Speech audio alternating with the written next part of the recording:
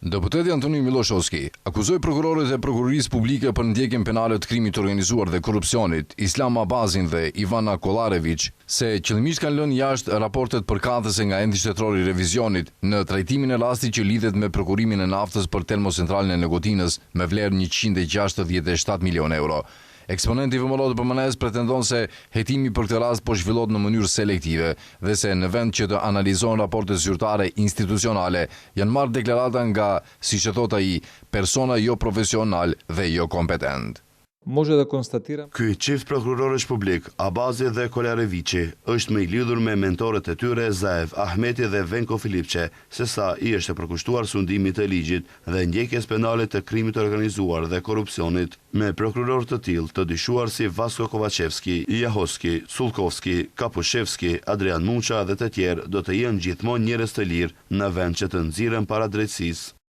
Sipas tij, një raport i endi shtetëror të revizionit nga viti 2024 tregoi se gjatë zbatimit të kontratës, nafta është furnizuar nga një furnizues i ndryshëm nga ai parashikuar në dokumentacionin kontraktual midis SM, termocentralit Negotinës dhe furnizuesit. Ai shton se shërbimet e ekspertëve në SM kanë përcaktuar praninë e papastërtive në naftën e karburantit, të cilat shkaktuan probleme teknike dhe defekte në stacionin e naftës në termocentralin Negotin.